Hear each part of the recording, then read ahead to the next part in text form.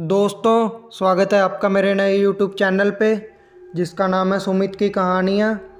और आज मैं आपके लिए एक हिंदी हॉरर स्टोरी लेके आया हूँ जो बिल्कुल फ्रेश है, आपको ये कहीं नहीं मिलेगी। ये विशाल सुमन जी के द्वारा दी गई है हमें। तो आइए बिना किसी देरी के अपनी स्टोरी को स्टार्ट करते हैं, जिसका नाम है जंगल का शैतान। ये डरावनी कहानी है एक ऐसी शहरी लड़की के बारे में जो शहर से दूर एक गांव में अपने छोटे घर में समय बिताती है, जहां उसका सामना एक भयानक चीज़ से हो जाता है। मेरा नाम मेघना है और मैं 26 साल की हूँ। मैं शहर में एक ऑफिस में काम करती हूँ।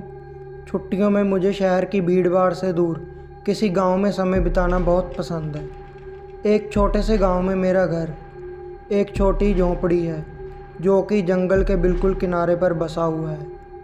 पर एक हादसे के बाद मैंने उस गांव में जाना छोड़ दिया।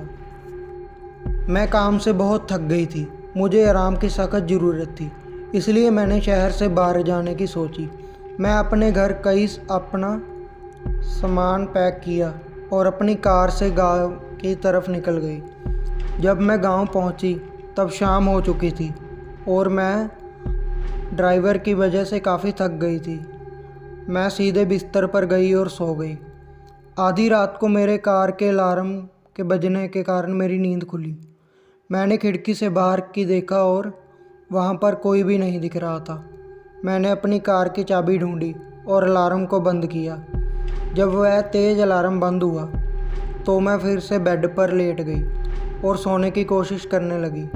थोड़ी देर बाद फिर से अलार्म बजने लगा।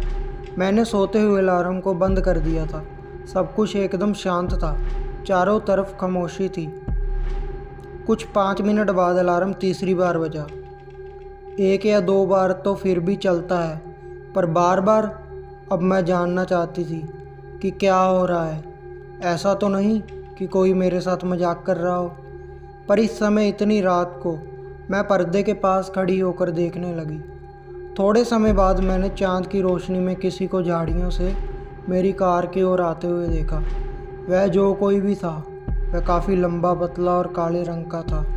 वह कार के पास आया और उसने अपने लंबे और पतले हाथों से कार को नॉक किया।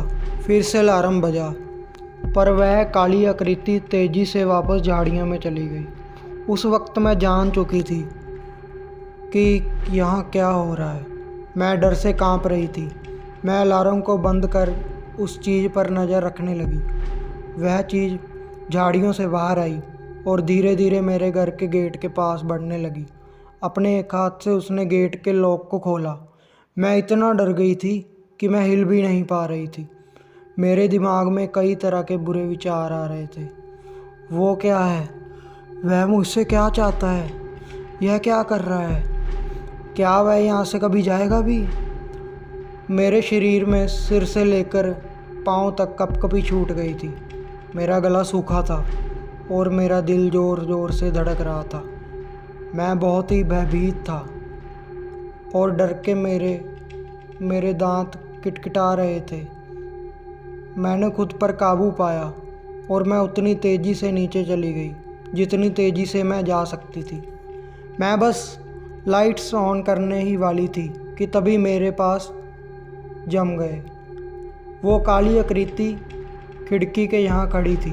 वह खिड़की से अंदर की ओर देख रहा था। कोई और अंदर है या नहीं। मैं जल्दी से अपने सोफ़े के पीछे छुप कर देखने लगी। तब मुझे समझ आया कि कार के साथ छेड़छाड़ करना केवल उसका अपने शिकार को बाहर लाने का तरीका था।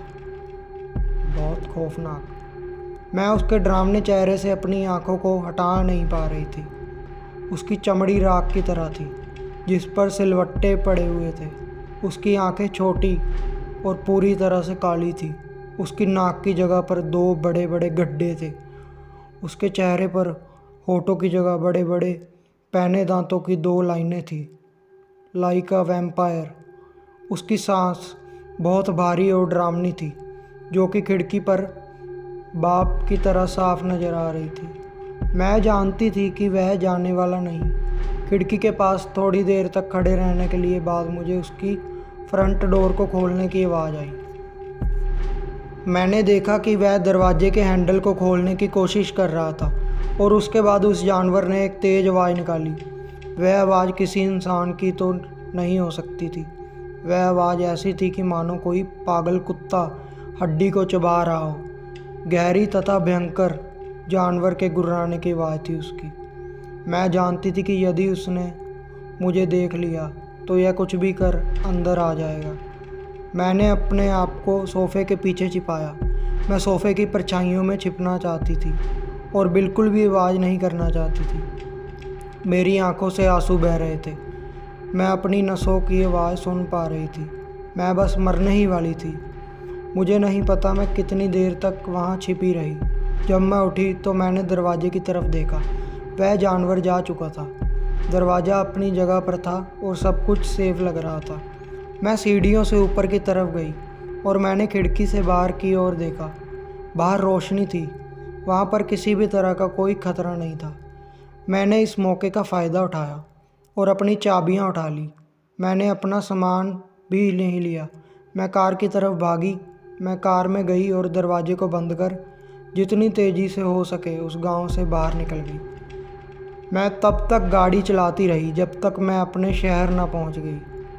जब मैं अपने अपार्टमेंट में पहुंची तो मैंने रेडियो ऑन किया और मैं एक न्यूज़ सुनने लगी। अनुसार ने कहा कि गांव से 2 लड़कियों की लाश मिल गई है। उनका शरीर बुरी तरह से कटा फटा पड़ा हुआ है, दलदल में पड़ा था।